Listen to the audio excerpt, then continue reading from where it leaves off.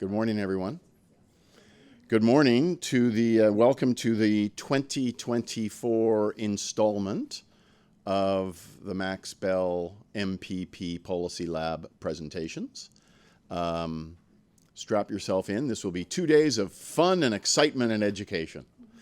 I'm just going to give you a little bit of the rules of the game here. You've all got the schedule, so we've got 1 hour sessions, 8 of them over the next 2 days. And each one is going to work with a half-hour presentation. And this little fellow is my egg timer, okay? And he has been a part of the Policy Lab presentations since the beginning. This is what it sounds like, okay? So when you hear this go off, and it'll be with me, that's the 1 minute mark. So I'm going to set this for the right time. When this goes off, you've got 1 minute left. Then we are going to have 3 10-minute question periods. The first 10 minutes is to the judges, and I'm going to introduce them in a moment. The second 10 minutes is with sponsors and coaches. And the third 10 minutes is open questions to the group. And hopefully I will jump in there as the last question before we break up. Then we'll go for coffee and snacks. And the judges and Natalie, I think, are going to then go off and confer. And then we come back for the next group. So that's how this goes over the next 2 days. And then we all get to go and have a drink at the end of the last session on Thursday. So I would like to introduce to you 4 awesome judges. I think this is the coolest judging panel we have had in the last 5 years. So on my left, your right, is Shaq Chambers, who's one of the smart and wise people at Earnscliffe. Beside Shaq is Martha Hall Findlay, who has done many policy-related things in this country, including sitting and being an elected politician, running a think tank, and she is now the new director of the University of Calgary's School of Public Policy. So feel free to tell her not too many secrets of how a wonderful policy school operates. Brenda Eaton is was actually back last year, I think, as a judge. This is a second repeat performance for Brenda. Brenda is the chair of the Max Bell Foundation. So without the generosity of Brenda and that foundation, we would have a hard time existing. So thank you for being here. And Timothy Lane, last but not least, is an economist. Until about 1.5 years ago, was a deputy governor of the Bank of Canada. And he is now enjoying post-central banker life. So thank you to all 4 of you for being with us and to be our judges. And with that, I'm going to welcome in the first group. The sponsor is the Competition Bureau. Okay. The challenge is, I'm just going to read from the outline here, from the calendar. What can the Competition Bureau do to encourage decision makers to reduce barriers to competition in electric vehicle charging across provincial and territorial boundaries? And the team is Nina and T and Suman and Michael and Dara. Please come on up. Team Competition Bureau.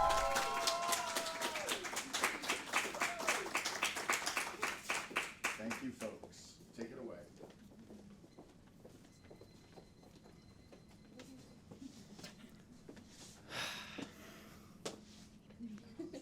Good morning, everyone, and welcome to Policy Lab 2024. We are the EV team, and we have been working with the Canadian Competition Bureau on reducing barriers to competition for electric vehicle charging in Canada. My name is Michael Kinniston, and I am joined by my wonderful colleagues, Nina Hernandez-Jaime, Sumin Han, Tia Zakomi, and Dara Joyce. As we begin, we acknowledge that we are on Tiohtià:ke, situated on the traditional territory of the Kanien'kehá:ka. We recognise that the expansion of EV chargers and the mining of minerals needed for batteries often come at the expense of Indigenous communities and peoples if done without free, prior and informed consent. We urge the Competition Bureau to implement the recommendations while respecting Indigenous rights. And now I pass on to Nina to kick us off. Good morning.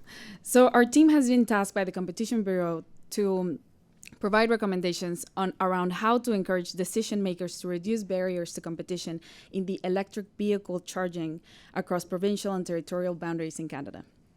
Barriers around this topic of EVs and EV charging are complex and interconnected, and we cannot talk about EV charging without talking about EVs. Stakeholders often refers to this as the chicken and the egg dilemma, meaning in this case that people are hesitant to acquire an electric vehicle because there's a lack of charging infrastructure. However, there's a lack of charging infrastructure because there's just not enough demand, and currently this is not feasible also economically for the market. So in order to encourage competition, we must cultivate consumer adoption for EVs and by extension, demand for EV charging. Canada also has a unique landscape. Can we set the presentation? You have the right one. You have the right one. Just click on the screen once to take control, and then you can go for it. Oh. Okay.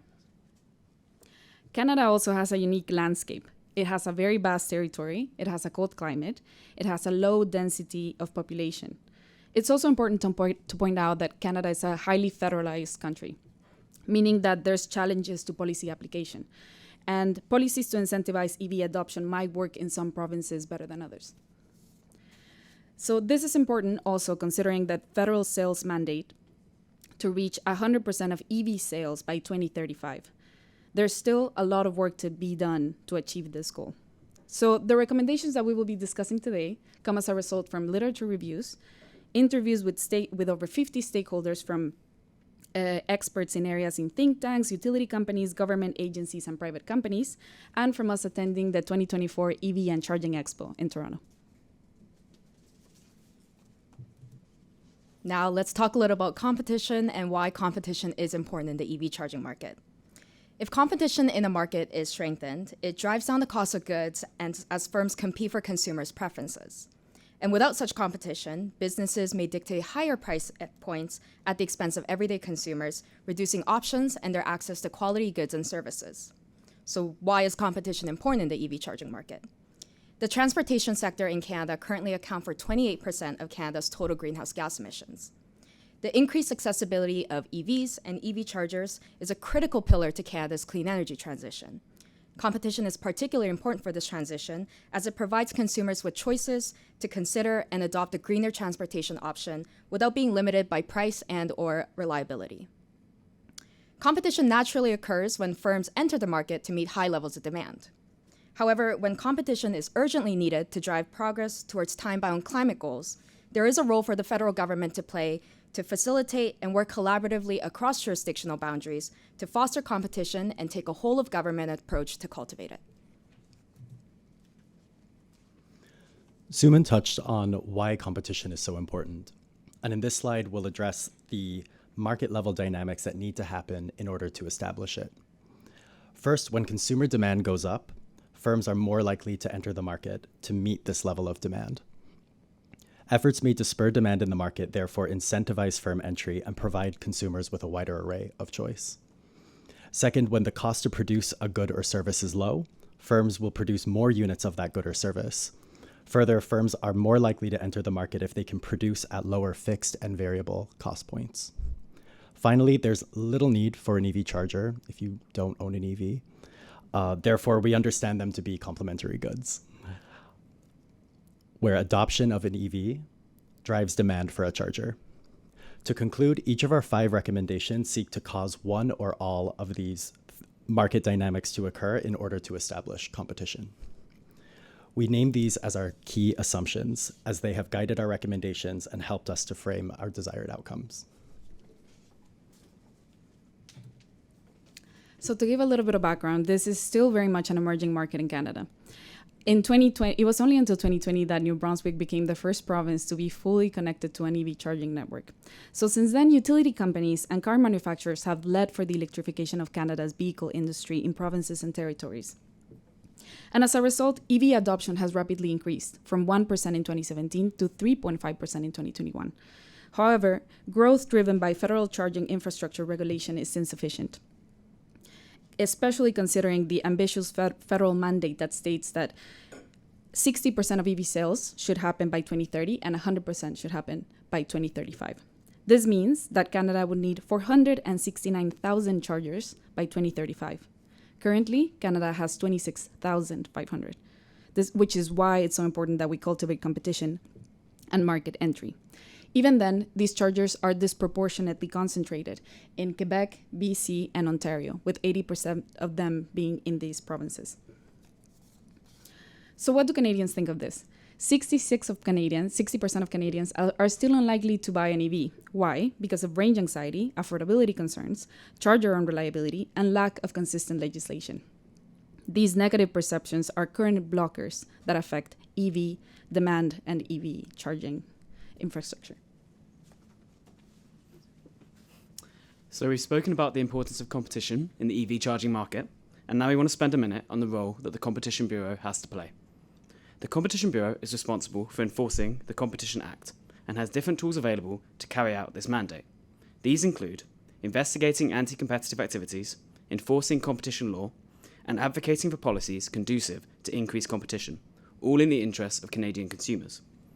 Unlike the Canadian grocery and telecoms industries, where the Competition Bureau have utilised a more reactive enforcement approach, any barriers to competition within the EV charging market do not yet affect the daily lives of most Canadians.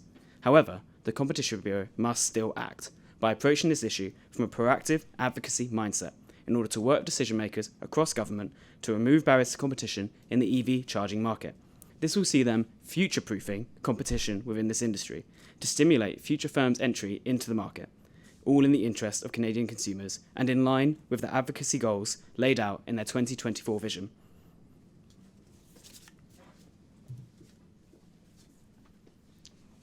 We propose supply and demand side shifts across 3 themes to optimize competition in the EV charging market.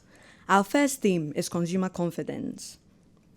With range anxiety and charger unreliability discouraging of adoption, recommendations 1 and 2 seek to address consumer concerns by promoting public awareness and new charge reliability standards. Our second theme relates to mass adoption, with recommendation 3 addressing one of the main barriers to competition, which is the high cost of EVs. Finally, theme 3 speaks to interjurisdictional collaboration. To overcome regional challenges, jurisdictions must share practices and adopt policies that facilitate charger installation. Each recommendation speaks to a supply or demand adjustment that facilitates competition across each of these themes. I am excited to introduce our first problem under the theme of consumer confidence. Range anxiety persists amongst the Canadian consumer base. Range anxiety is the fear that an EV won't have sufficient charge to complete its journey. 80% of consumers cite range anxiety as their main barrier to EV adoption. Of that number, 72% state that insufficient charging infrastructure drives their reluctance towards EV adoption. Range anxiety can also have unfounded causes, such as knowledge gaps pertaining to the capabilities of EVs and chargers, which have advanced considerably in the last 10 years. For example, the average EV can now drive 350 kilometers in one charge, and a fast charger can power 80% of an EV battery in 30 minutes. The persistence of range anxiety, despite these technological advancements, reduces the potential size of the consumer base and weakens the business case for firms to respond to demand. Therefore, this recommendation calls for the creation of a national-level public awareness campaign that addresses the causes of range anxiety to complement local-level work already being done. To address this, Natural Resources Canada, also NRCan, founded the Zero Emission Vehicle Awareness Initiative, or the ZEVI, which is a funding program that partners with local and provincial level organizations to amplify public awareness campaigns that promotes the benefits of EV adoption and combats misperceptions surrounding EVs. The work of ZEVI-funded organizations is paramount to driving adoption and improving the business case of entering the charging market. However, to date, almost 79% of its funding is allocated to organizations based in just Ontario, Quebec, and Alberta. Moreover, ZEVI-funded public awareness campaigns are not amplified by any national-level messaging that could otherwise penetrate communities missed by these efforts. Therefore, we call for the creation of a sister initiative to ZEVI with a national-level scope, We call this initiative the National Electric Vehicle Awareness Initiative, also known as NEVI. So instead of partnering with organizations like ZEVI does, NEVI will be responsible for implementation of in-house national level campaigns that leverage public service announcements, corporate partnerships, and televised advertisements to combat range anxiety and broadcast important developments in the industry that may relieve range anxiety. More precisely, NEVI will be the platform upon which the recommendations of 2 through 5 will be shared with the public. NEVI campaigns must be tailored to meet Canadian varying knowledge around EVs and chargers, promoting both high-level cost-benefit ad campaigns and more technical bottom-of-funnel messaging that nudges consumers towards adoption. Combining ZEVI's bottom-up approach with our NEVI's top-down approach ensures that wider segments of Canadian consumers are interfacing with knowledge and awareness-building campaigns to both encourage EV adoption and improve the business case for firms willing to enter the charging market. Now I'll hand it over to Nina, who will elaborate on recommendation 2. So Tigris talked about the prevalence of range anxiety within consumers, which is heavily rooted in the lack of reliable charging infrastructure in Canada. So what does this look like? 1 out of 5 federally funded chargers are inoperable. We gathered also from a conversation with a stakeholder that it's 80% less likely that a person will return to a charging station if they had issues with it. Another stakeholder said how over $100 million was given to a leading province to private companies to install chargers that just ended up not working, and described it as a horror show. So charging in Canada is perceived as inconsistent and unreliable, and overall a problem that an emerging market cannot afford to have. So in response to this problem, this recommendation calls for the Competition Bureau to encourage Natural Resources Canada to modify the conditions for funding for their Zero Emissions Infrastructure Program, or ZEBIP, to include reliability requirements and data standardization. But let's go back. What is ZEBIP? ZEBIP is a federally funded program, funded in 2019. It has a budget of $680 million, and it focuses on the implementation of EV chargers in Canada. It awards funding to private sector companies, nonprofits, and Indigenous-led projects with grants from $2 to $10 million. Sounds great. But what's the problem? The ZEBIP program itself does not require funding recipients to comply with any reliability standards. They only measure the reliability potential of a project during the application process and not at any point during or thereafter. This initiative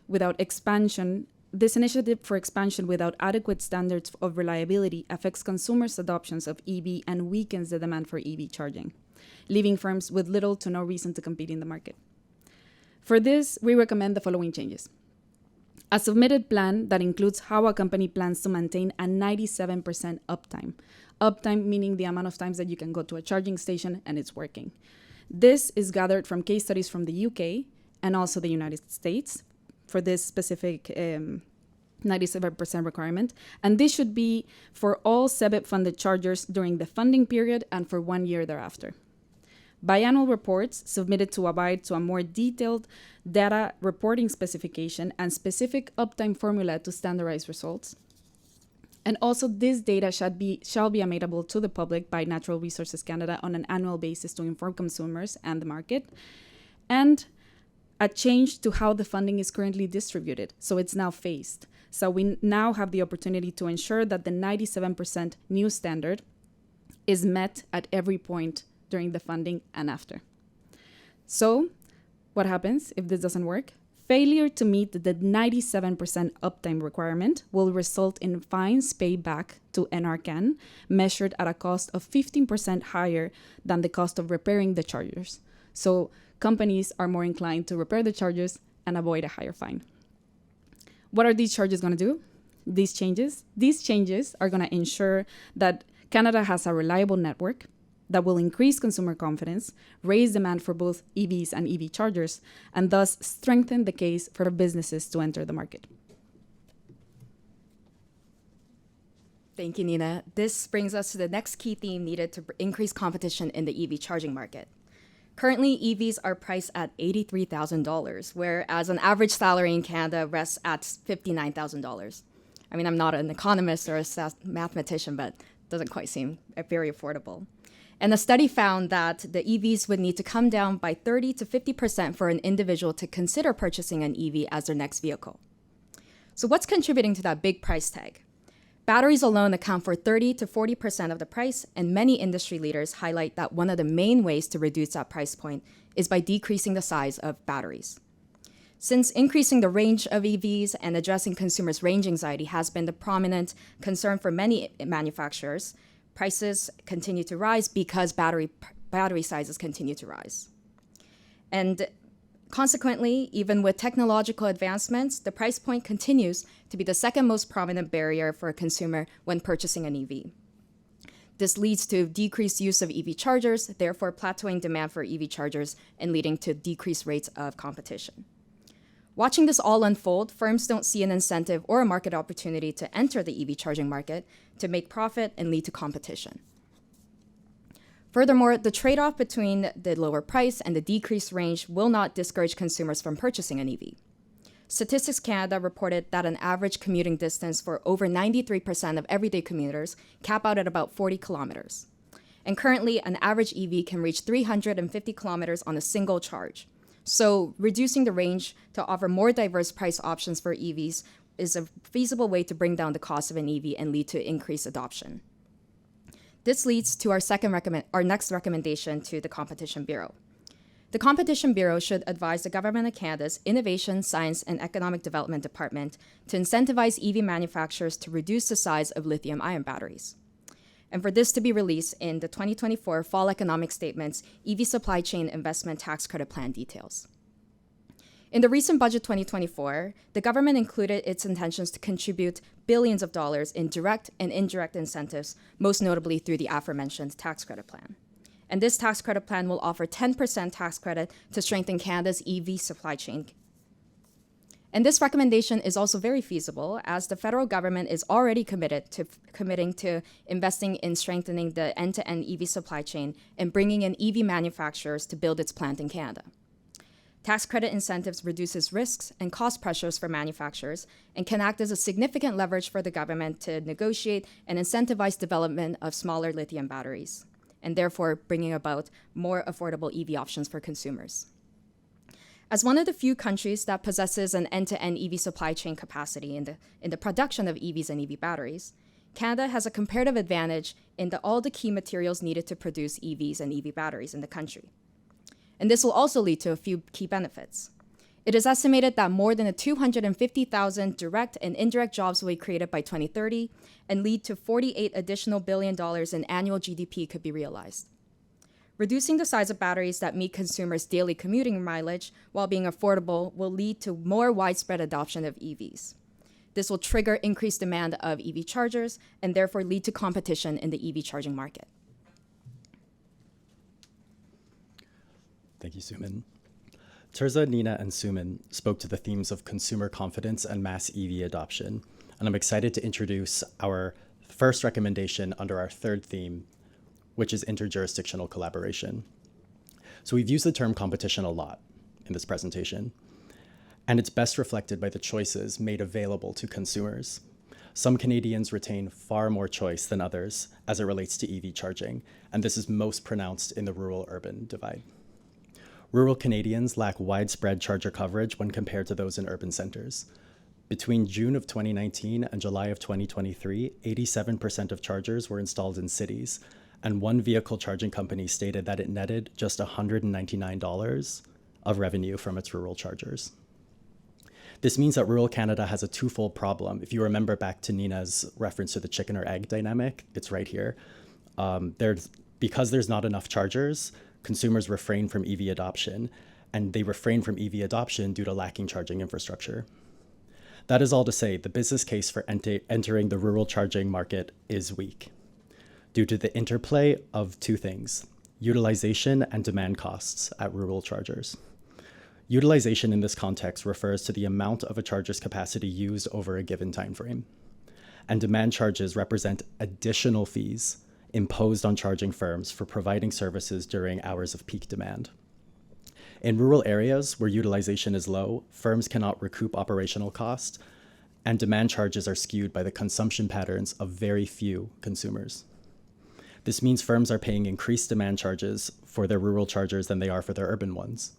Firms therefore have little reason to enter the market and close coverage gaps between and within rural communities. In order to improve the business case for firm entry into the rural EV charging market and to stimulate demand that isn't just concentrated in urban areas, this recommendation calls for the Competition Bureau to convene stakeholders across jurisdictions to advocate for the implementation of rural EV charger discount rate initiatives. Ontario was the first province to launch such an initiative in 2023. Its rural charger discount rate mandates the reduction of demand charges imposed by the Ontario Energy Board on operators with fast chargers in towns under 100,000 people. The reduction of these charges allows firms to recoup upstart and operational costs while encouraging them to expand operations to close charger coverage gaps. Industry leaders, like Flow, have publicly supported Ontario's discount initiative, citing that it allows them to expand charging projects into northern parts of the province. The next question is, where does the Competition Bureau fit into this picture? The short answer is advocacy powers. In 2021, the Bureau signed a Memorandum of Understanding, or an MOU, with the Ontario Energy Board to partner on issues relating to reduced competition in the energy sector. This MOU set an important precedent for the Bureau that established a working relationship with one of Canada's largest energy boards. By leveraging this agreement, the Bureau is strategically placed to entice additional decision makers and energy boards to the table, where the benefits of rural charging discount initiatives to firms and consumers can be highlighted and where advocacy may be carried out. By remedying the issue of high rural demand charges, projected profit margins for firms improve, and consumers benefit from a wider array of choice. These desired outcomes increase the competitive landscape of the charging industry and crowd rural Canadians in to the benefits of competition.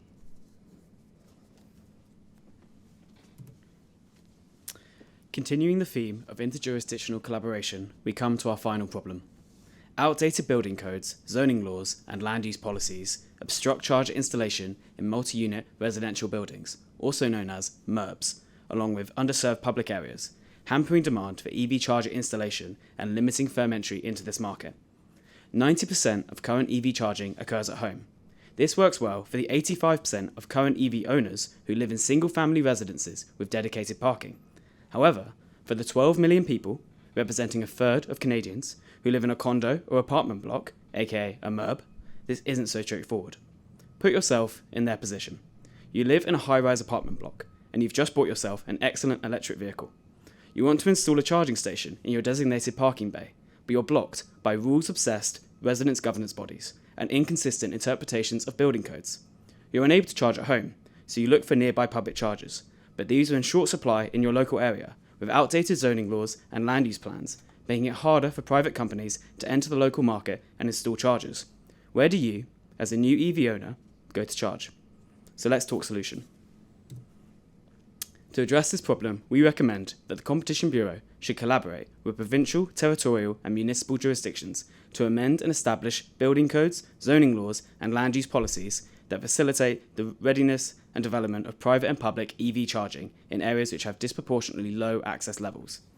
In Canada's federalised system, jurisdictions, meaning provinces, territories, and municipalities, have responsibility for building codes, zoning laws, and land use policies. The Canadian National Building Code sets out technical requirements for design of new buildings and alterations of current ones. It can be adopted by jurisdictions, but it does not currently include regulations that support EV charger installation in MURBs, meaning jurisdictions are left alone to drive such installation. Land use policies and zoning laws across provinces are also not optimised to consistently facilitate the installation of EV chargers. One leading vehicle manufacturer stakeholder described the prohibitive costs of installing public charging in urban areas. To address this, the Competition Bureau must assemble a task force with jurisdictional regulators to share insights and act collaboratively to both inform an improved national building code that supports EV charging installation in MURBs and advocate for more effective land use that expedites the expansion of public charging infrastructure. Together, this facilitation of private and public EV charger installation will make it easier for firms to enter the EV charging market, thus increasing levels of competition. These collaborative discussions will create a clear pathway to making the National Building Code EV charging ready and support more effective land use, all informed by jurisdictional experiences and challenges. For an example of where this has worked well elsewhere in the world, in the UK, the central government introduced requirements for EV charging infrastructure as part of the 2022 building regulations. This means new residential developments or buildings undergoing major renovation which have over 10 parking spaces must include at least one EV charging space per dwelling and cabling for future charging installation, thus future-proofing charging installation in such developments. Thank you, Michael. Okay, so when should these recommendations be implemented and how do they interact with each other? On the timeline, handy-dandy timeline up here, in the circle you can see where the implementation of the recommendations will begin, and in the triangle you'll see when those recommendations should be concluded. So as you can see on the timeline, the first to be implemented is recommendation 2. This recommendation speaks to imposing reliability requirements to ZEVIT-funded organizations through its pre-existing application process. As the call for applications for ZEVIT is yet to be released, but set to be released around spring-summer 2024, this is a relatively low-cost and low-risk recommendation that would yield a high rate of success and for ZEVIT-funded EV chargers to become more reliable across the country and lead to increased usership. Next to be implemented is recommendation 4. This one encourages developing relationships with provincial energy boards to learn about the benefits and the soon-to-be-implemented Ontario's EV charger discount rate. By starting to develop relationships and negotiating MOUs with other provinces, new charging discount programs will emerge, enticing organizations to enter the market and pursue ZEVIT funding to expand reliable EV chargers in rural areas. Next to be implemented is recommendation 5. As this one will also require time and relationship building with provincial, territorial, municipal jurisdictions and land use regulators to influence building codes. While the recommendation is relatively low cost to implement, it'll lead to lowering jurisdictional barriers and inform the new National Building Code review cycle in 2030 and will have long-lasting effects. Following that, next to be implemented is recommendation 3, which incentivizes EV manufacturing firms to produce smaller batteries, leading to more affordable EVs. This recommendation should be implemented in November 2024, when the fall economic statement is set to be released, and with the details of the EV supply chain investments tax credit plan, it should be incorporated within that. And this is set to be phased out in 2035, which is just in time for the national federal sales mandate facilitating the exponential adoption of EVs. And the final recommendation to be implemented is recommendation 1. Given that this recommendation speaks to the problems addressed by the 4 other recommendations, through a national level campaign, it should be implemented last. This provides the national level campaign the opportunity to platform the successes and the improvements that will have been made by the 4 other recommendations. And while this recommendation is set to be implemented for 6 years, it will have long-lasting effects following its implementation. We began this presentation by asking what the Competition Bureau can do to encourage decision makers to reduce barriers to competition in the EV charging market. And we conclude this presentation by answering how the Competition Bureau can meet this end. Improving consumer confidence, encouraging mass EV adoption, and facilitating interjurisdictional collaboration are key areas of opportunity to generate competition in the charging market. By pulling apart the interoperable barriers between supply and demand that stymie competition, we can allow market forces to spread the benefits of competition across all Canadians. Through our research, we found ourselves asking if competition is a means to an end. While it benefits consumers and empowers them to make choices for goods and services in the charging market, competition is also a vital tool to facilitate Canada's progress towards its 2035 climate goals. The value of competition is not purely defined by market efficiency. To us, competition is a standard that must be cultivated to spread its benefits, not to some Canadians, and not even to most Canadians, but to all Canadians now and across future generations to come.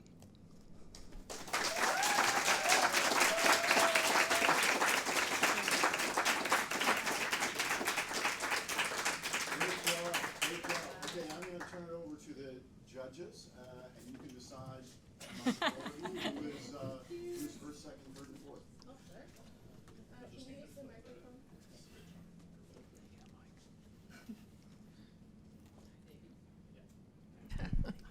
Thank you so much. I mean, there's lots about this presentation that I really, really liked. So I really like that it's got a whole of government approach. So often we do things in silos, and really for big complex issues, big hairy issues, we need lots of participation. So no silos. I like that you were really specific. And I like that you had an implementation plan that was not just about the next year, but longer looking. Whenever you get a compliment, there's always a but. So here comes the but. You came up with a lot of things across government that should be looked at, but really we all know that the Competition Bureau, for the most part, uses its regulatory authorities. And most of what you looked at was kind of advocacy or trying to get other people to do things, collaboration, et cetera.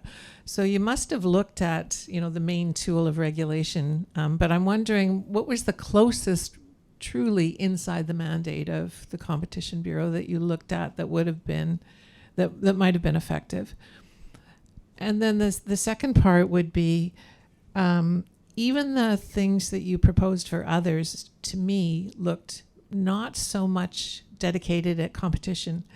It looked dedicated at, we believe in EVs and we believe in EV chargers, and so an advocacy, but not really around the specific mandate of how competition will bear on some of those things.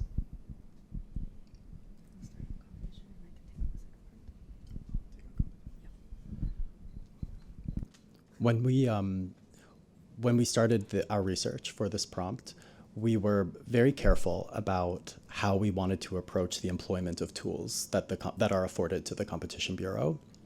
With the EV charging market, it's not much like heavily established markets where there may be, a long history of anti-competitive behavior. With the EV charging market, it's more new, it's more at the front lines. And so we were careful to take the enforcement route for an industry that's so nascent. We felt that advocacy was more conducive to long-term results that didn't scare off firms from wanting to innovate in this market. And too much regulation and enforcement from the Bureau would almost scare those firms off. And we wanted to be very careful about that. So it was a conscious decision. And we also believe that the advocacy tools afforded to the Bureau are important and they are powerful. And the Competition Bureau has a number of memorandum of understandings with multiple bodies, from regulatory boards to NRCan itself. And so we wanted to make sure that those were emphasized and that those tools are seen as substantive rather than just people in a room talking.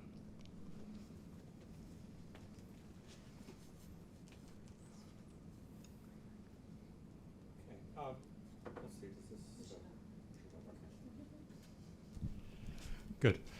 Okay, thanks. Yeah, this was a really interesting presentation. I thought, really raises a lot of very interesting ideas. I had a question that was a little bit related to what Brenda was raising. It seems that there are really two issues floating around here, and one of them is how do we get more EVs and more EV chargers, the chicken and egg problem, and basically just promoting that and just expanding the whole market. The other is the dominance of a single or a small number of companies within this sector. In your report you mentioned that Tesla has like 40% of the market, and there's an initiative to kind of make Tesla the standard, which then would seem to point in the direction of making Tesla maybe even more dominant. So I guess the question I had was, as the industry expands, how do your recommendations push against the tendency for it to expand as a monopoly or an oligopoly where a small number of firms remain dominant? Do your recommendations in any way sort of change the playing field between the smaller and the larger operators in a way that would actually promote a more competitive environment? Yeah, for sure. Thank you for your question there. And Tesla does make up 41% of total EV market sales. So you can see how dominant they are. But this isn't necessarily due to anti-competitive practices. This is because they've been ahead of the curve and have invested significant amount of research and development to ensure that they're at the forefront. And we've had discussions with lots of various manufacturers, and they've all spoken to how Tesla has taken really the lead in advocating for general EV adoption as a mass, not just for Tesla, but for other companies as well. And we've seen recently with various deals happening around the country with Tesla's supercharger network, which is going to let folks, let non-Tesla brands connect to the Tesla charging network and increases access to more fast charging across from coast to coast to coast. But we recognize that that's not enough, because the problem ultimately is there's a lack of charging available outside of those urban areas. So how do we ensure that this expansion not only happens for, select urban centers, but happens equitably across all provinces, all territories, so that everyone is able to have access to EVs to contribute to Canada's EV sales mandate and its progress towards meeting the climate targets.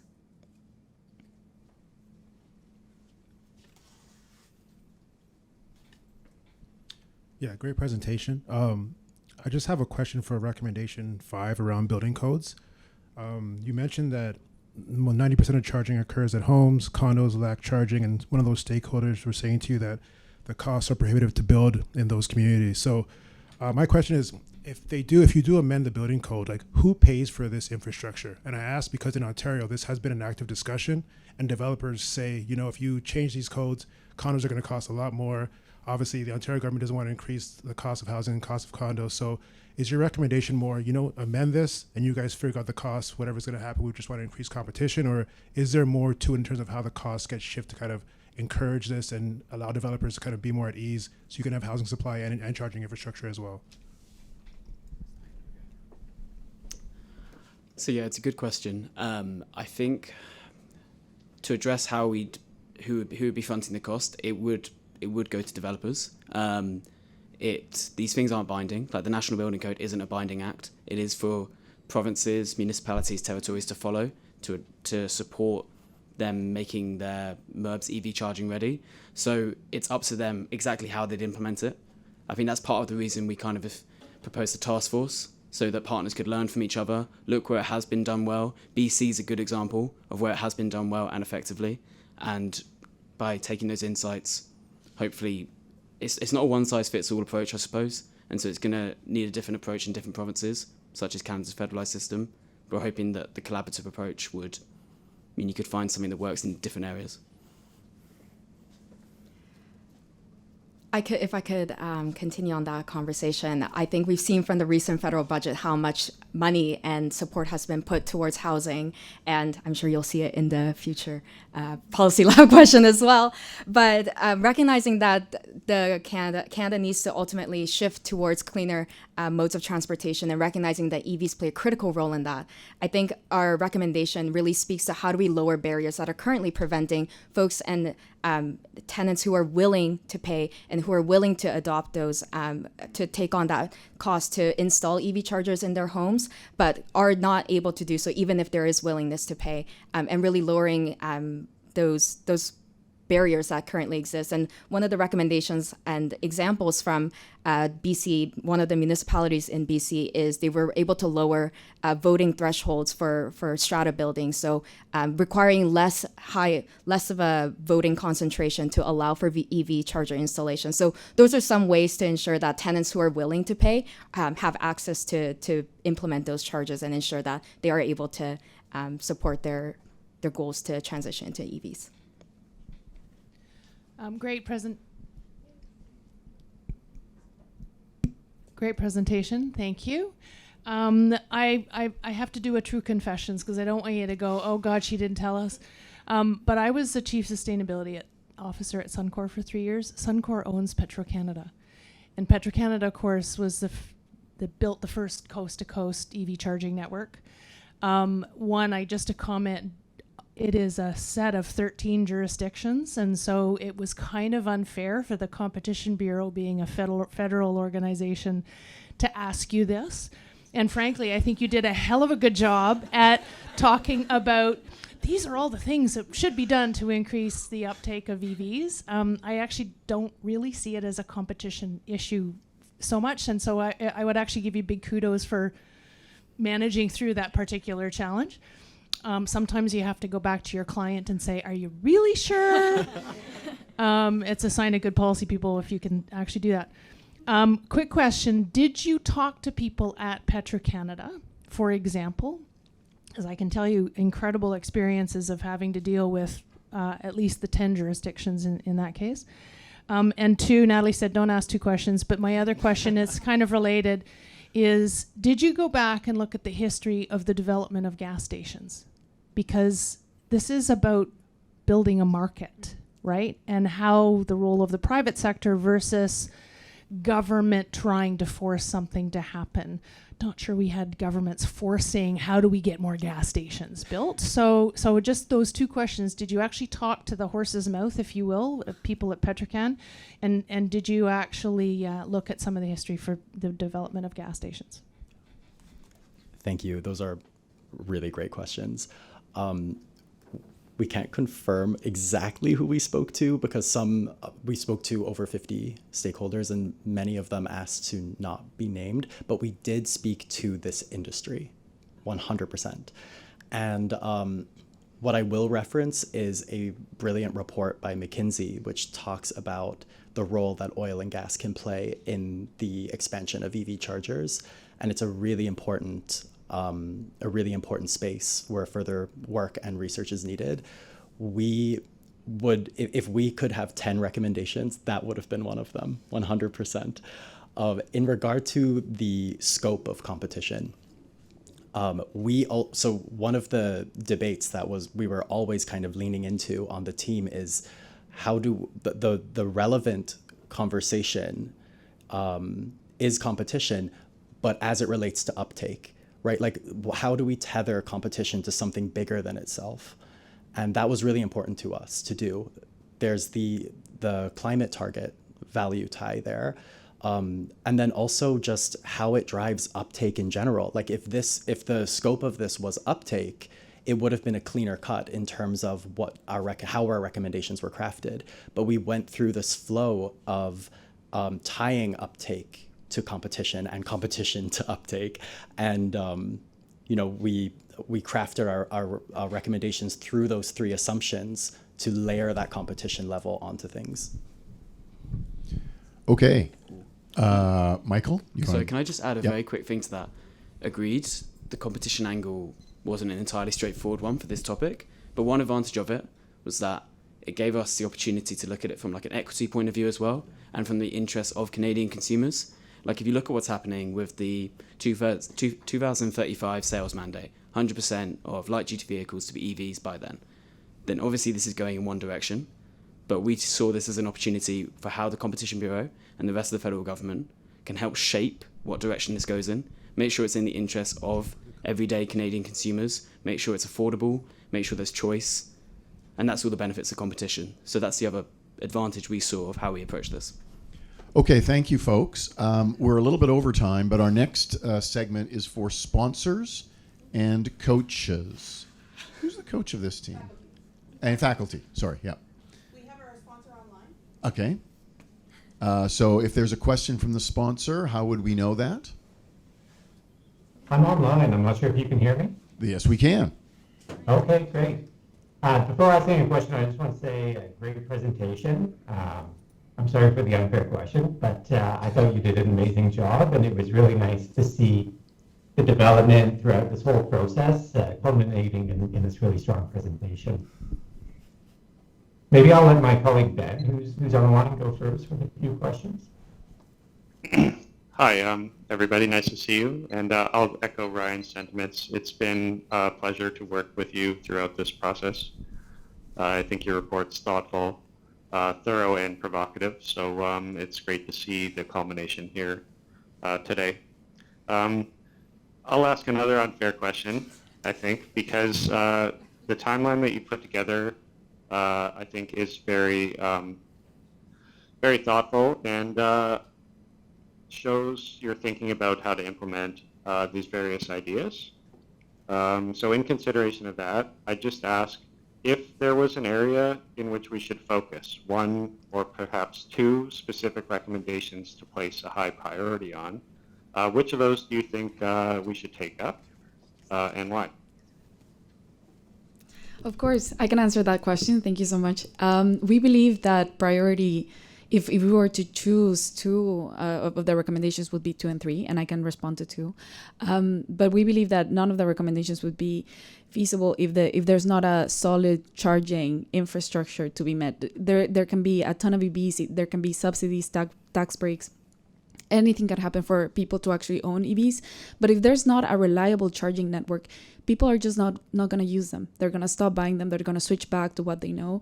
So having a good foundation to build and incentivize EV adoption is very, very important. And for that, I would say recommendation 2. And yeah. Speaking on the other half, I think the next one to be implemented is recommendation 3, which speaks to the affordability of EVs.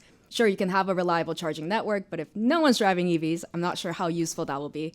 So it's really helpful to ensure that while, yes, you are investing money and time into ensuring that the charging network is reliable, that there is widespread accessibility to access EVs and that people are actually able to afford them so that those reliabilities actually prove to be helpful and they actually help the competition case within the EV charging market.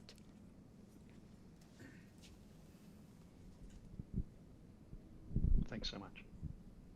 Okay, so if there's either another question from the sponsor or from faculty or coach? Yes, yeah. No one for the sponsor? Yep. Question. Kind of maybe a bit similar to the last member of the jury, but I also wanted to draw a parallel with the retail gas station market and ask you if you would look forward 5, 10 years, thanks in part to these policy recommendations you put forward, there's now a commercial EV charging network in most of the country. In what ways do you see that market resembling the existing retail gasoline market? And in what ways do you see it as being different? And are there any insights from this comparison that I guess could be applied to foster competition in the EV charging markets? Thank you, Ryan. This is a really important question, and I think it was touched on, and so I'll make sure to answer it more head on. But EV chargers are moving toward the gas station style, right? In California, for example, there was Bill 126, which passed, and this mandated reliability standards across the state and transparent reporting. From that point, chargers started to, reliable chargers, most importantly, started to cluster together with amenities around them across California, specifically concentrated in Southern California.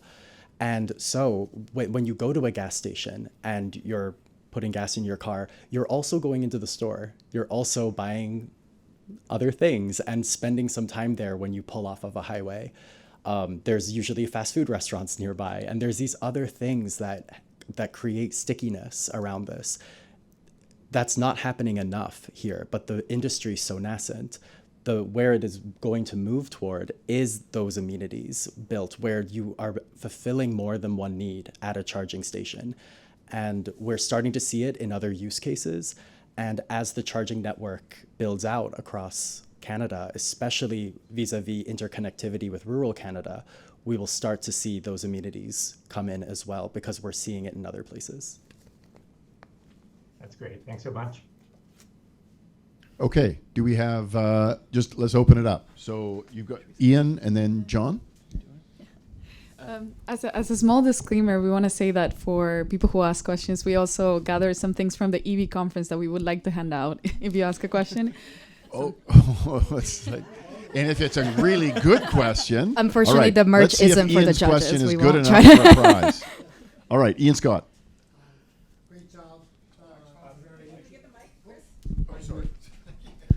I can pass it around. Is it on? Hey, great job. A very broad subject to tackle. Speaking of broad subjects and affordability of EVs, comes to mind is the government's announced consultation on proposed tariffs, the U.S. action, the European action. We could, in theory, have much, much cheaper vehicles. I think I heard a number, the Chinese low-cost model was selling at $17,000 Canadian. Would that be an alternative approach, or do you support the introduction of those tariffs? Thanks for your question, Ian. We submitted this report 2 weeks ago, and we were praying that the government wouldn't impose tariffs or talk about tariffs. Unfortunately, they did 2 days ago, so you caught on to that. But no, you're absolutely right. And the Chinese models are currently ranging around $20,000, which is significantly more affordable than the $83,000 bill that you would have to pay in Canada. But we recognize that through the implementation of Recommendation 3, which really seeks to strengthen the end-to-end EV supply chain in Canada, that we would create opportunities in Canada to ensure that we can grow our current domestic industries and have the capacity to ensure that we can meet North American demands. And we've seen from the US's Inflation Reduction Act, the IRA, that they're providing tax incentives for consumers to purchase EVs that are produced with their trading partners, which Canada is one. So therefore, there's a broader market that Canada can be meeting. And we see this as if anything, an opportunity for Canada to really step up and ensure that we can champion ourselves as the next EV champion in the world of EV markets. Okay. John Stewart.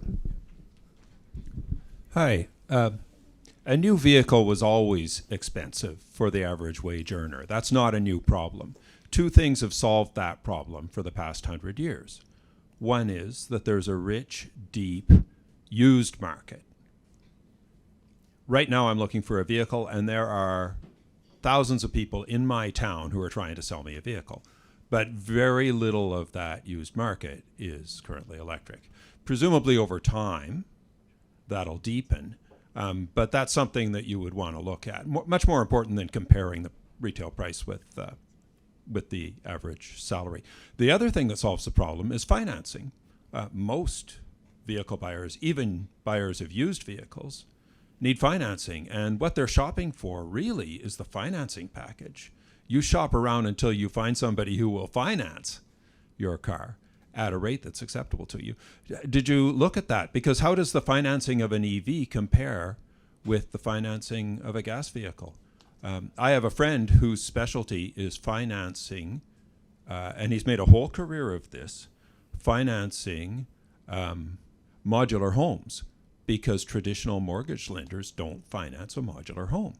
And he's one of the U.S. top experts in that. You can make a whole career in that because the usual lenders don't do it. How did you look at that at all? So when preparing for this, we did think about the used EV vehicle market. And when you do a quick search and you do a bit of an investigation, there's a huge problem of such used EVs just not being popular. There isn't market demand for them in anywhere near the same amount as used ICE vehicles. There's different reasons for this. The not significant enough savings when compared to buying new, but also battery degradation. And so at the moment, that's a genuine problem for the market, that there isn't such demand for the used vehicles in the same way as with traditional gas vehicles. Does anyone... Yeah, I can jump in too. John, that's a really great question. Thank you. In terms of financing, we mentioned at the beginning of the presentation that EVs right now are a bit of a luxury good. So when it comes to financing, many people are not exploring that option when they're already going to buy a luxury good, right? And so the financing models around used EVs are not, like, they're very haphazard and sort of pieced together. Like, there isn't a set standard because they've typically been a luxury good that has been outside the need of a financing model. And so this is another area where where a lot of efforts can be done. We were so heavily focused on the market side of the house, and there's certainly a connection there between financing, affordability, and the market ramifications of those intersections. But we wanted to make sure that we were focusing on the macro shifts, the macro dynamics, rather than drilling down specifically into the financing. But you raise a really important point, especially along affordability lines and streamlining financing models for used EVs. Thank you. That was a really good presentation. I couldn't help but notice that you started the presentation recognizing that you are on Indigenous lands, and this kind of development and infrastructure would have a big impact on Indigenous communities. In terms of your implementation plan, what consultation have you foreseen with Indigenous communities as you build it out? Absolutely. Thanks for your question. And yes, absolutely. I think when we were developing these recommendations, we recognized those harms that could be caused to Indigenous communities and peoples, and recognizing that a lot of the brunt of that harms tends to be on many Indigenous communities that are remote and rural. There are currently programs that exist that are funded through the federal level that provides funding for Indigenous communities to install EV chargers in rural and remote communities and networks. However, we recognize that that's not enough. And we're hoping that through the implementation of our recommendation that we can increase equity. And as Dara mentioned, that we want to ensure that competition leads to setting a standard and setting a solid foundation for ensuring that this expansion of EV charger networks across coast to coast to coast is happening equitably and that everyone has access to it. But recognizing that that EVs are always also not the be-all end-all solution, but while EVs are available for consumers to adopt, that if it meets the needs of those communities, that there are opportunities to access them equitably. Okay, thank you, folks. Let's bring this to an end. Thank you very much, team. Great job.